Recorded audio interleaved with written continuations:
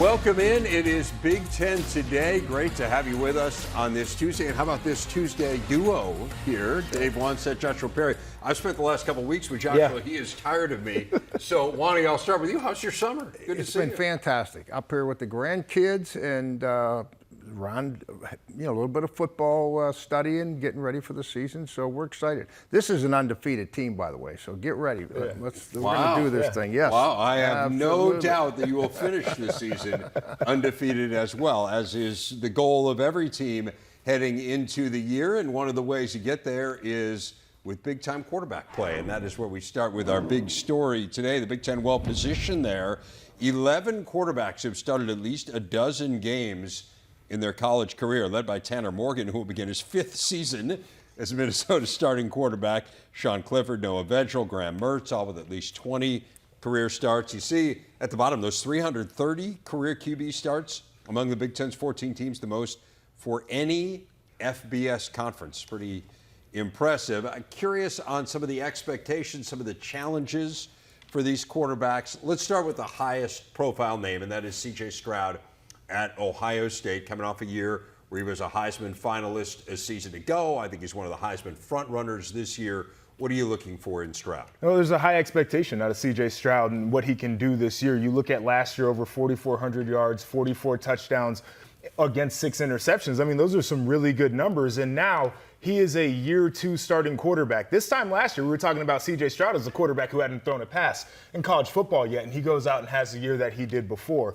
One of the questions, of course, is going to be who is he throwing the football to, because you don't have Garrett Wilson and Chris Olave right there, but you do have Jackson Smith and Jigba back, and that's going to be a big part of his game. So can he keep the production up, but also can he become a leader of the football team? And we all know that as a quarterback, your first year starting, it's difficult to fully assume that leadership position. You have to really earn it through the way that you play and through going through some hard times with your team. And he's certainly done that. So now if he can motivate other players to rise up to their highest level, I think it's going to be another phenomenal season for him. Yeah, and let's not forget the unsung heroes, right? The offensive linemen. I mean, they've got the nucleus of that group coming back, 4 or 5 of those guys, which should hopefully make his job easier. That is a physically imposing group. Yes, they really stand out when you see him in camp.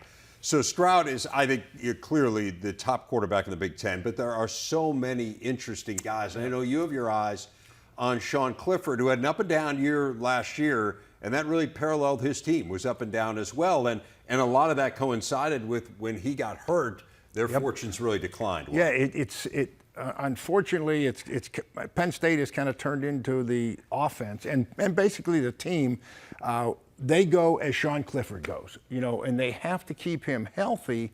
And I know this has been kind of a battle cry for years up there at Penn State, but how do you help your quarterback who is not going to turn the ball over and who can run the ball equally as dangerously as throw it?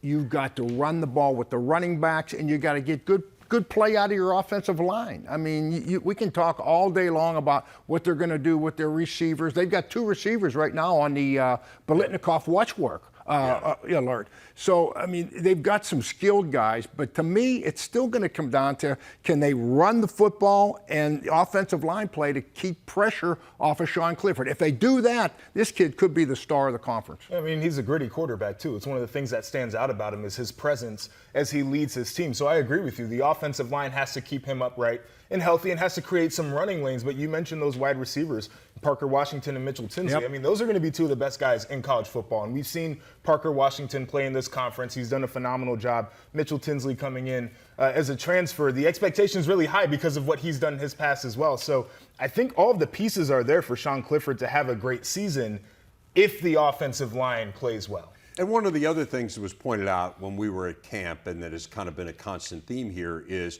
this is the first time he'll work with the same coordinator. Yes. Yeah, in 2 years, consecutive right? years. Second year, yep. So it's got to be so difficult, right, to learn a new system every year. So I think you have that. He certainly came across as very confident. I love Tinsley. We were talking about him yesterday. I think their tight ends are really good as well. But it is kind of mind-boggling the degree to which they have struggled to run the football. So we'll see whether they can turn that part of it around to help him out this year. Michigan, I think everyone goes into this thinking this is a quarterback battle. Yes.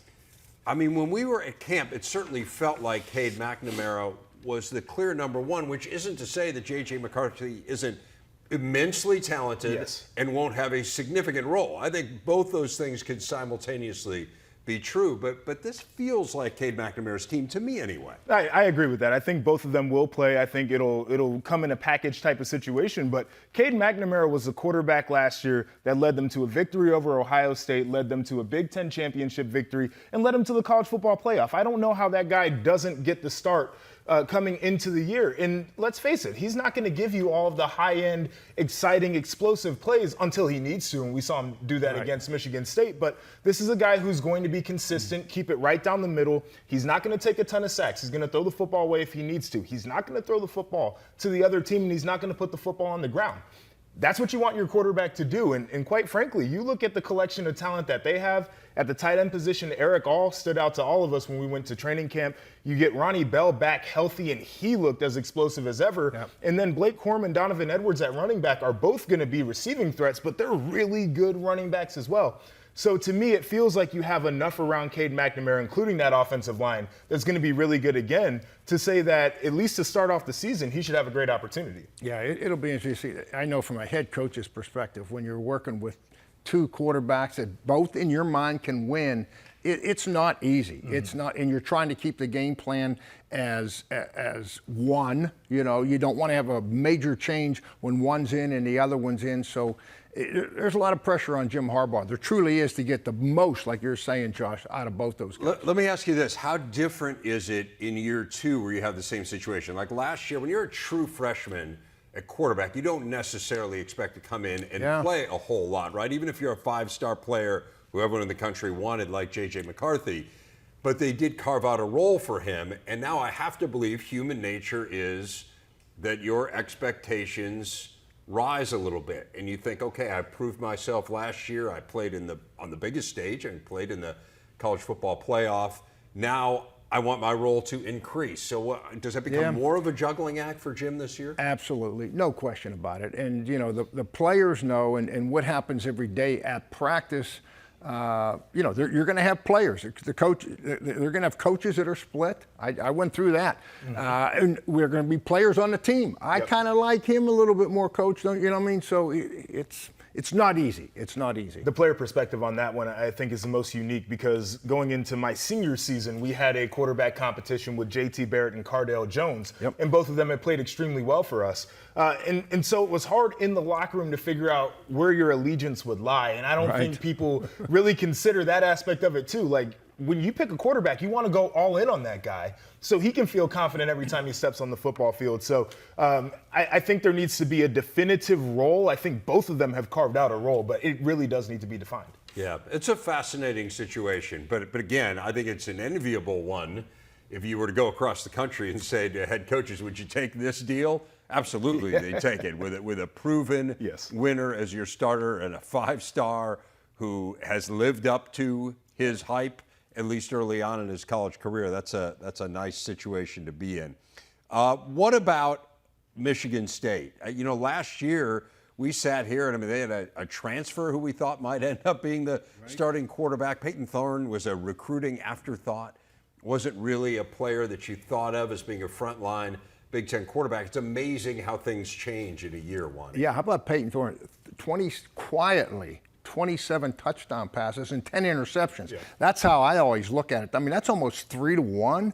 I mean, that's like Pro Bowl numbers. I mean, this kid had a phenomenal year. Now, let's give credit to where credit is due. You know, Kenneth Walker III, if we're playing defense, both of us, the first thing I'm going to say to Joshua is, this is the guy we got to stop carrying the ball. You know, and so that gave Peyton a little bit of a opportunity, but he does have Jaden Reed coming back, right? The one receiver, and he's going to have to step up more in the leadership role. The one thing I feel good about this, their offensive philosophy is run the ball. There's a commitment to running it.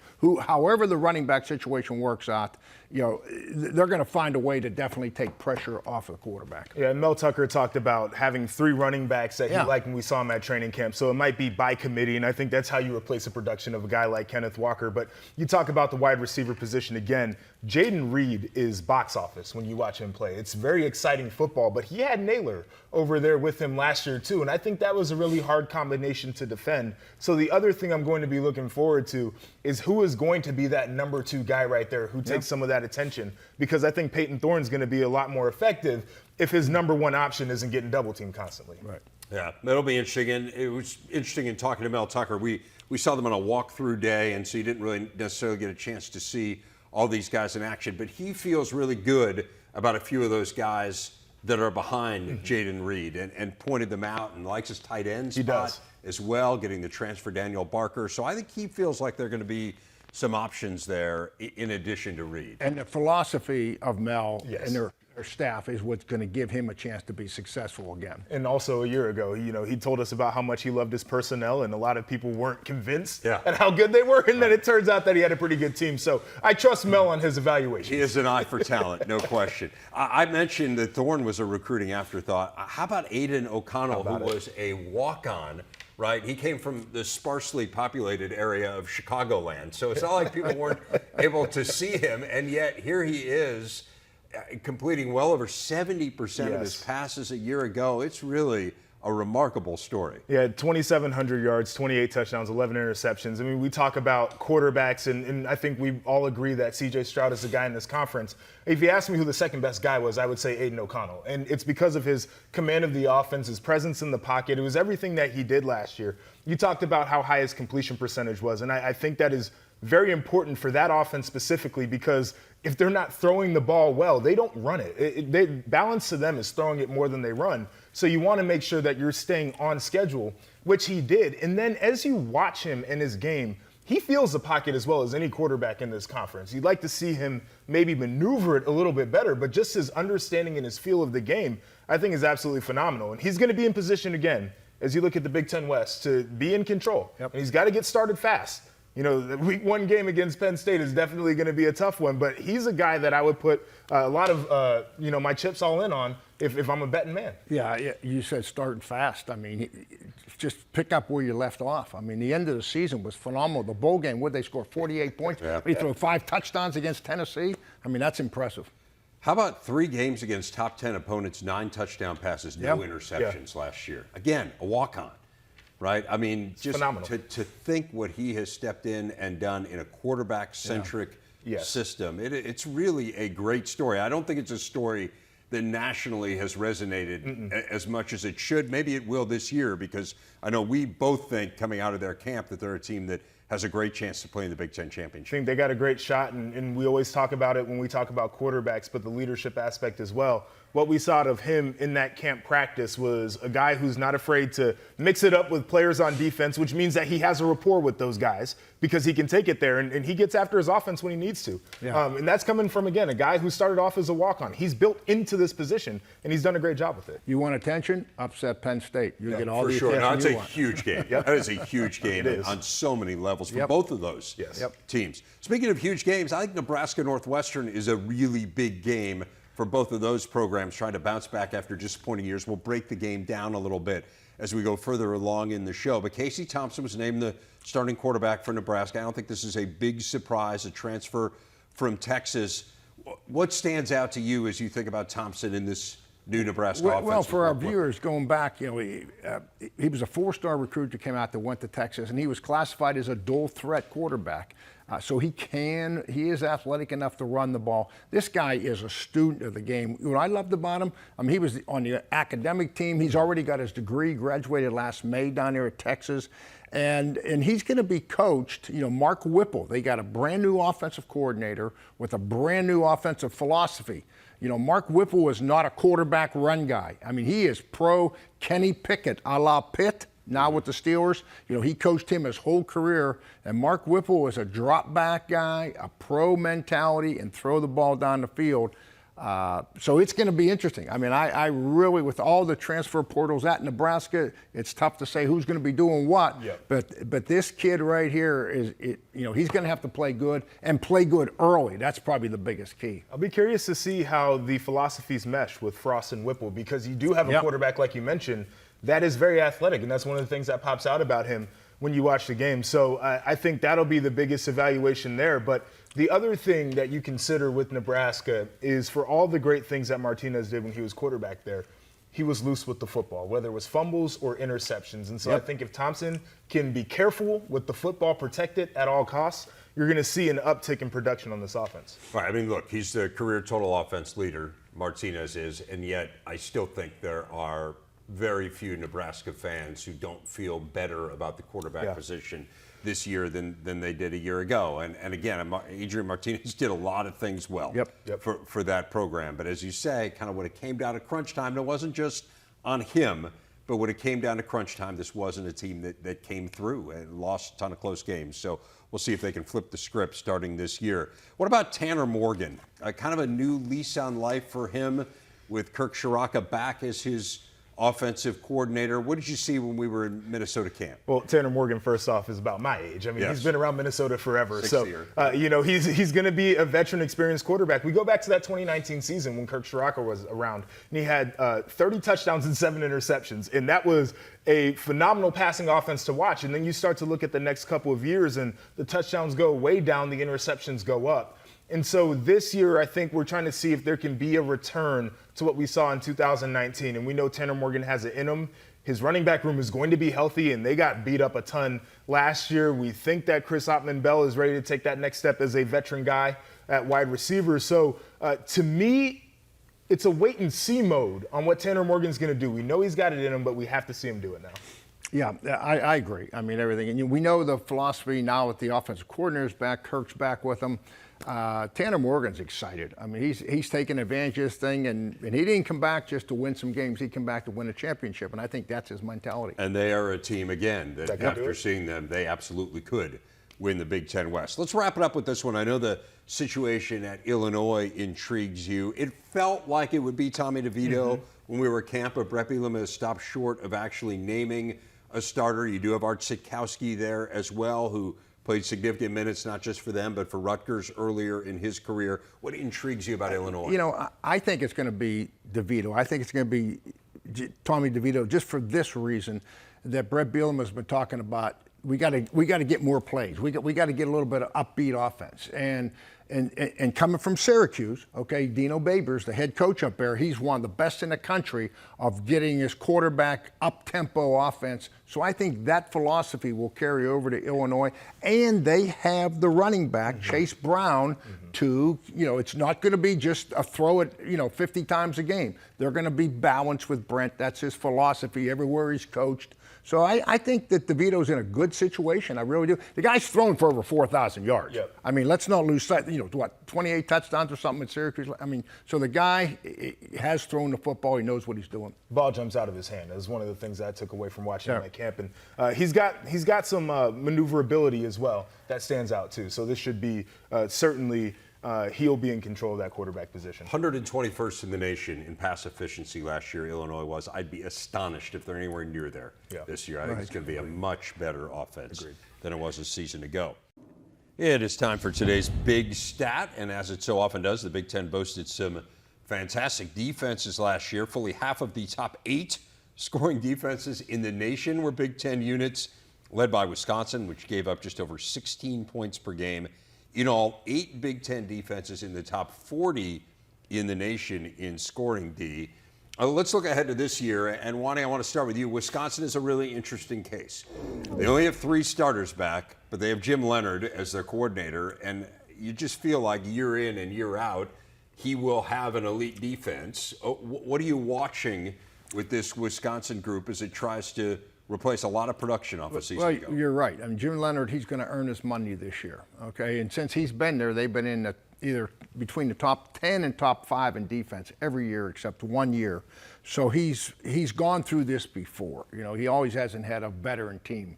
And with 8 starters gone, I mean, the challenge, the way I would see it, if I'm Jim Leonard, is to make sure that I get these guys on the same page. To me, great defensive football, if you know what to do and you give great effort, you got a chance to play great defense.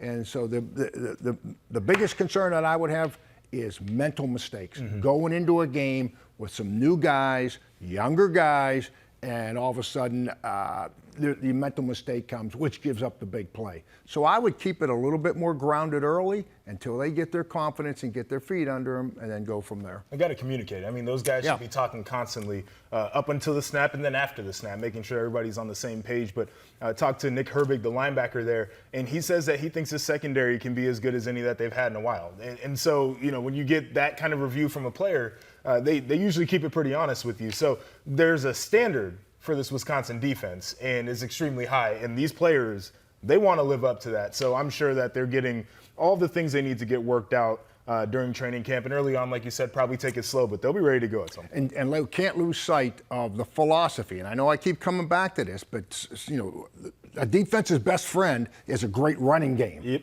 Okay, and the way Wisconsin came off at the end of the year with Braylett, right? I mean, if they can pick that up, that's going to help this defense look a lot better. They'll play less plays. Yeah. That's what it's all about. It's funny. I was talking to Nick Herbig on the way off the field after practice, and I said, "How's the defense shaping up?" And he said, "Oh, we'll be better than last year." Yes.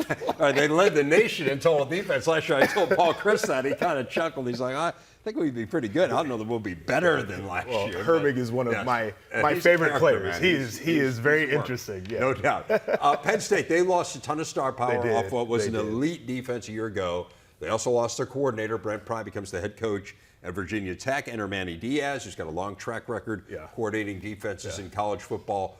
What are you watching with this unit? I mean, a lot of losses, right? You mentioned coordinator changes and the players that they had on that defense last year. I thought that they were some really, really good defensive players. But you start to look at Manny Diaz and what he's going to bring. He is a raving lunatic in a positive way as a coach. He's always getting a coaching nugget into his guys during practice, and I think that's important. The other thing he wants to do is he wants to be extremely aggressive.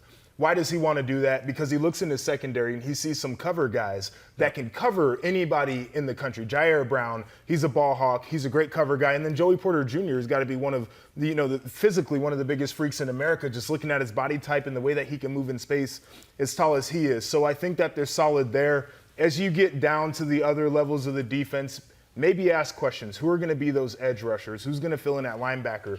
But one important key that they have is P.J. Mustipher, healthy.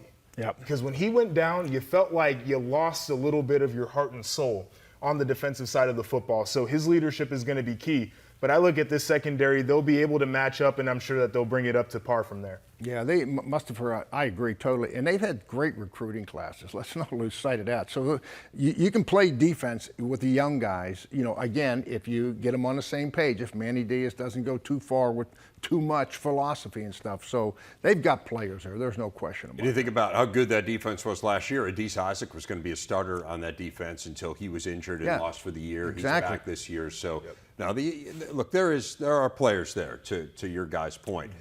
Is there a defense with more pressure on it this year, Wani, than Ohio State's? With Jim Knowles, the new defensive coordinator, this was a subpar defense. It's been a subpar defense by their standards, and their standards are very high.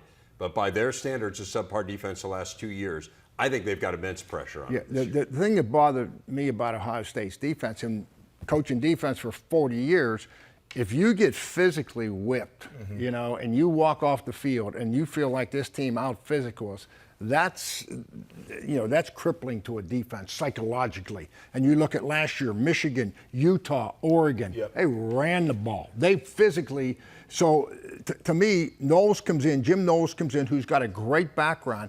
But here's what Knowles was about it. Oklahoma State, I mean, they led the nation. They were one of the top teams in third down defense, one of the top teams in pressure, hitting quarterbacks. I mean, so they didn't have the athletes at Oklahoma State by any means that they have at Ohio State. So he was pressure, pressure, pressure. Now he's got better players. Is it going to be pressure, pressure, pressure? They don't have to be great on defense. If they can just be pretty good with that offense, it's going to be good enough, I believe. I think the pressure is in Jim Knowles' DNA as a coordinator and a play caller. He's going to want to make sure that offenses are on edge to give his defense the best chance to go out there and make plays. And I think every once in a while you end up cutting a guy loose because of how chaotic you want to be. But the way you combat that is with the negative plays that they're able to accumulate. But you mentioned this idea of being physical and being tough at the point of attack. You mentioned Oregon and Michigan specifically ran for over 7 yards per carry in those games against Ohio State. And I think that's the other thing that they're trying to turn over is the fact that you need to go out there and even if it's not perfect, Whatever you're running, it might not be perfect. Go out there and beat another man, and you'll have some good results. Lonnie, you mentioned the third down defense. I mean, Ohio State was 13th in the Big Ten in third down percentage. That's just crazy. Right? Could not get off the field last year, and we'll see whether they can, again, if they can just be a good defense, a solid defense, that offense is going to be overpowering. Iowa is a different story. Iowa's defense is going to need to carry them, Joshua, based on what we saw in camp offensively. And again, this has kind of been this is one of the themes of Iowa through the years. It's not unusual, but this defense has a chance to do that. I mean, they were fabulous last year. They look really good again. Yes, and it's funny because every time we get to this point, we say, well, can Iowa do it again on defense? Can they create the turnovers on defense? Can they carry the team? And they do it every year. You know, looking through the stat book, and they say over the last 5 seasons, they lead FBS in interceptions by 10. More than the next best team. Like, that is a ridiculous number. They had half of their games, they had multiple interceptions in last year. It's absolutely wild. But when you get down to nuts and bolts of it, we were at practice and Phil Parker is yelling at one of his secondary players saying, you don't have to jump that. You don't have to take that chance. Just play defense the way that we play it, and they'll throw the ball to you. And I think that's really interesting is they understand what kind of system that they're in, and that as long as you give it time to work down the field, it's going to work, and the big play is going to come. So this is a team that understands patience. They understand defensive football. And quite frankly, like what we've seen out of them the last handful of years, it's the expectation. Like, I don't expect anything other than them turning people over and having big explosive plays on defense. Yeah, the turnovers were the key. Remember last year, I mean, they were off the chart as far as, getting the interceptions and the fumble recoveries and all that. When you play hard, you keep it simple, clear mind means fast feet. And they play with clear minds. Those kids know what they're doing. I led the nation in interceptions a year ago. They gave up one run of longer than 30 yards. It's just ridiculous. One. I know. No, it is staggering. A different story at Maryland. This was a defense started the year really well, and they got into conference play, and they got gashed. But the last couple of games, Brian Williams, who's the new DC, was calling plays for them, and it seemed like a little bit of a different unit. It seemed like maybe they had turned the corner. Can they carry some of that momentum forward this year? Yeah, they're similar, to what we just talked about Ohio State. I mean, their offensive firepower at Maryland is going to be well enough to score points. Where everybody agrees to that. And defensively, they're going to add some players, some portal players. They got a guy from Florida State. They got a guy from West Virginia. So they're adding portal players. And all they got to do defensively, in my mind, is not give up the big play. In other words, you're going to have a big enough lead that's going to win you, put you in position to win games. You got to do this against some of the big name people. And you mentioned Brian Williams. He took over at the end, so at least now there's some continuity going through spring practice, going through training camp. I look for them to be better. I truly do look for them to be better, and that might be now. They're going to have to beat some of the big guys in the conference to make a huge jump. But I think this football team is definitely a better team. Well, Coach, I was talking to DiNardo about this, and I'd love to hear your perspective. But is there a challenge of being a defensive coordinator, calling it from the front? You're coaching from the front. You have to be in charge of everything that's going on. Is there an added level of challenge to doing that rather than being a linebacker or secondary guy? No, I don't think. In fact, I never. All the coordinators I hired, 17 years as a head coach, including myself, I always made my linebacker coach be the defensive coordinator. And because, you know why? They're partial. If you get a secondary coach, and hey, there's guys that do it great, Hall of Fame guys for up front and the back, but I wanted the guy being involved equally with the coverage and the front. Some of those guys, they're secondary guys. All they want to do is defend. They don't. They lose sight of the rush. And defensive linemen just want to come and twist in games, and they don't get the back end. So I always put. And Jimmy Johnson started that. I was a D-line coach. He says, "You're my, I want you to be a coordinator here at DU." And I said, "Yeah, okay." And he says, "And coach the linebackers." You coach the linebackers. Right. Speaking of secondaries, we were on the topic of those. Michigan State's was not particularly good last year. They gave up more passing yards than any team in the country. Look, this is a defense that still did a lot of things well. Yeah, they created a ton of havoc. They did. Right? They created a lot of turnovers, sacks and tackles for loss and all those things.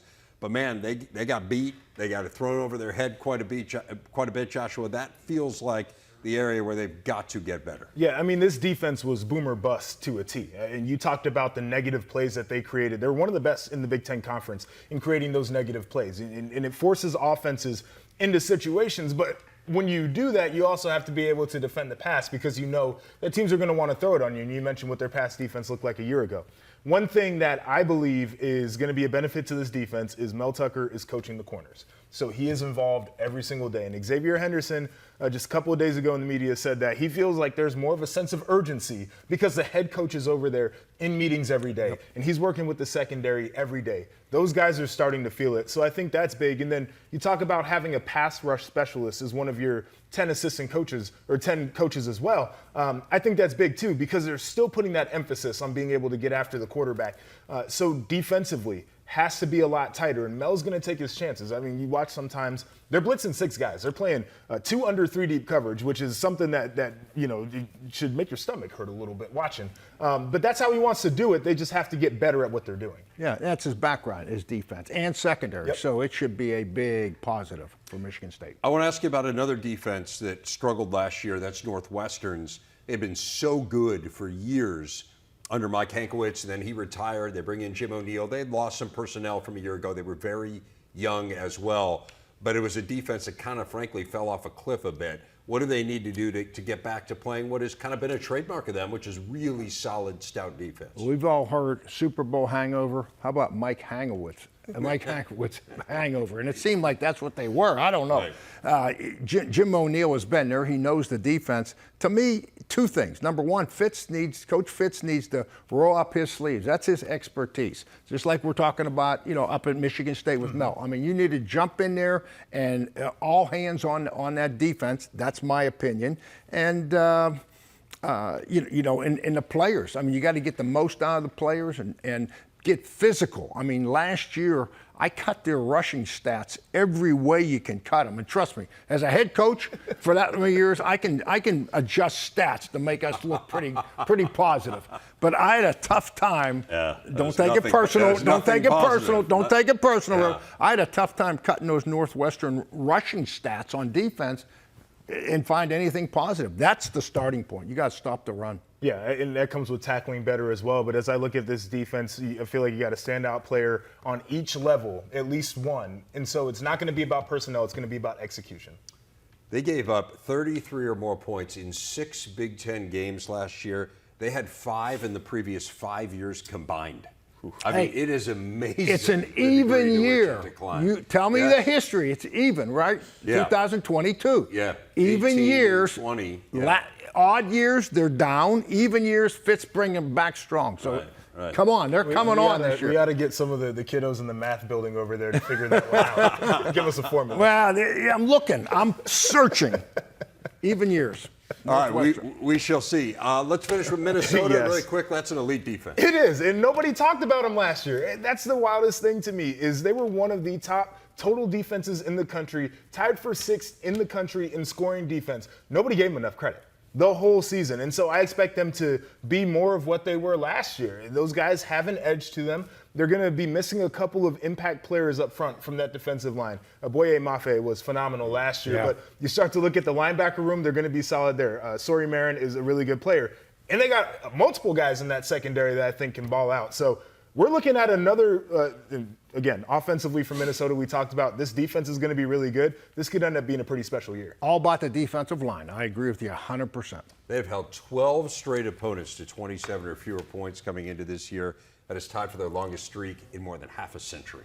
They are playing big-time defense. A look around the Big Ten. How's this for a cool moment for Caitlin Clark, the University of Iowa women's hoop star? She threw out the first pitch at Wrigley Field before the Cubs game with the Cardinals yesterday. It was University of Iowa Day at the friendly confines, huge alumni base in the area, and Iowa, of course, also home to a Cubs minor league affiliate. Clark, a unanimous All-American a year ago. She's pretty good. Yeah, she is really good. While we're on the topic of All-Americans, the AP team for football out yesterday. 7 first-teamers from the Big Ten, 3 from Ohio State, all on offense. Travion Henderson, Jackson Smith, and Jigba tackle Paris Johnson. In fact, both starting tackles from the league, as Johnson was joined by Northwestern's Peter Skoronsky. The 2 defensive players, both from Iowa, Jack Campbell, Riley Moss.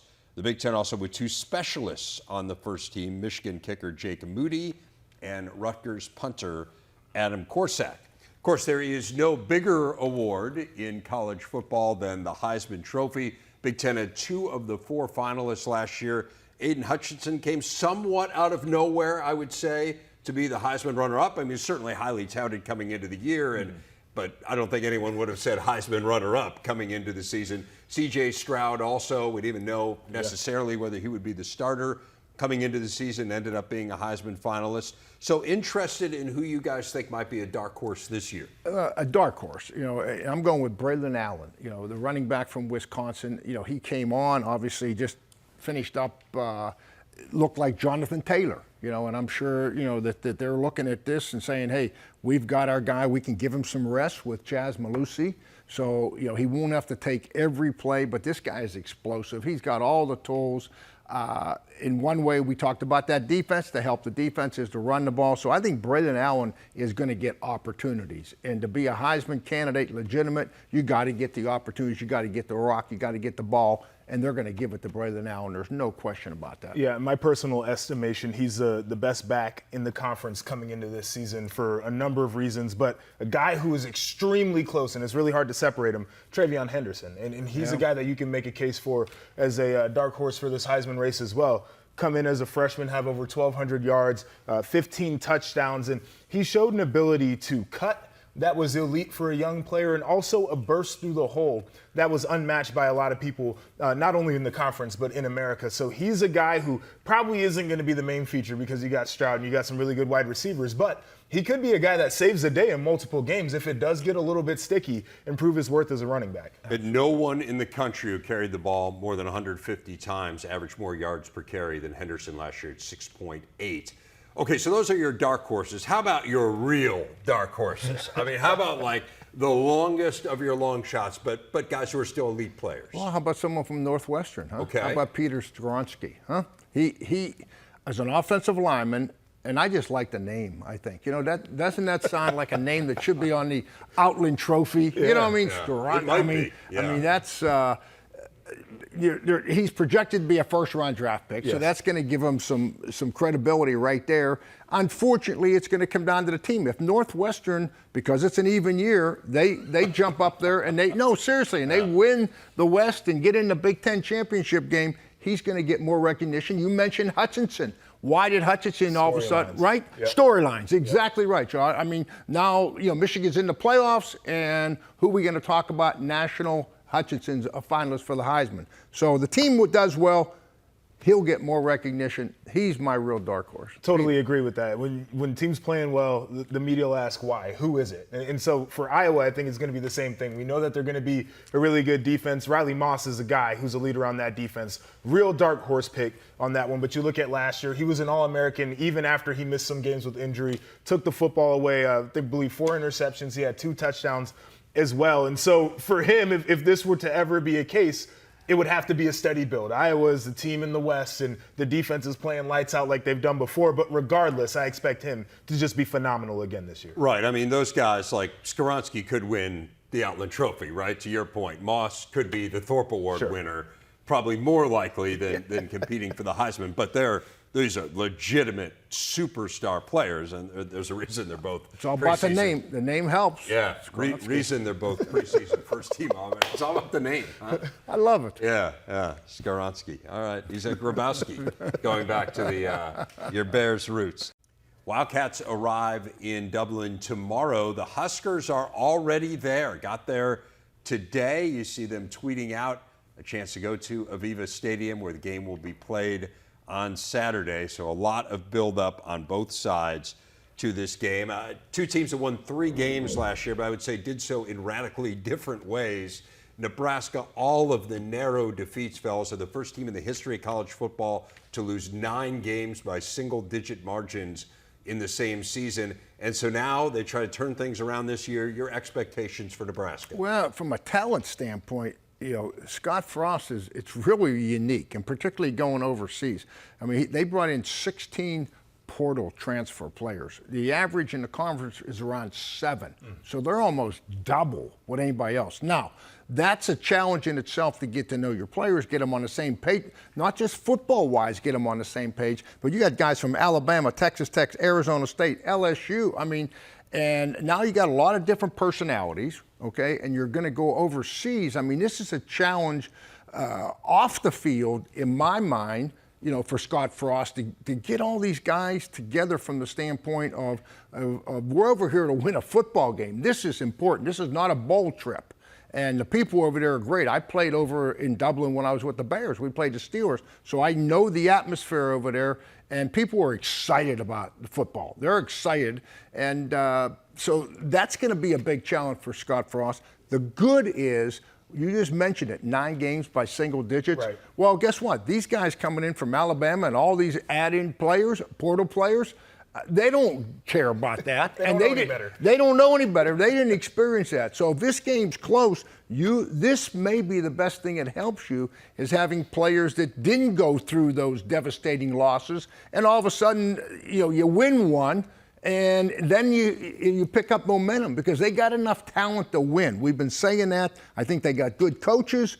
You just got to get over the hump. You got to break through the ice. Yeah, I'm with you 100%. This has never been a personnel question for me. I think a lot of it comes down to discipline and execution and, you know, just players going out there feeling good about themselves too, because after a while of doing that throughout a season, there's just no way that you go out there and feel great about yourself. But as I start to look at the X's and O's, I like this defense. I like the continuity that they have. You got Garrett Nelson up front, who is an absolute monster. You got Luke Reimer, who is a really good linebacker, went for over 100 tackles a year ago, and some players in the secondary that I think can really roll.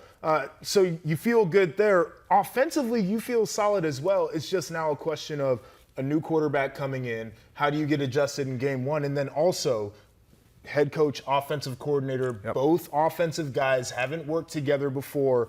What is their paradigm like as they work together? That'll be a big question. But as I look at it from a player standpoint, Jimmy's and Joe's, they got them. And you know, in a game like this, I would tell my team, whether I was Fitz or Frost, I would say that, you know, early on, the first 2 or 3 games of the season, there will be as many plays in special teams that determine the outcome of this game as there will be on offense or defense. Handling punts, making decisions, turning someone loose and getting a punt or field goal blocked.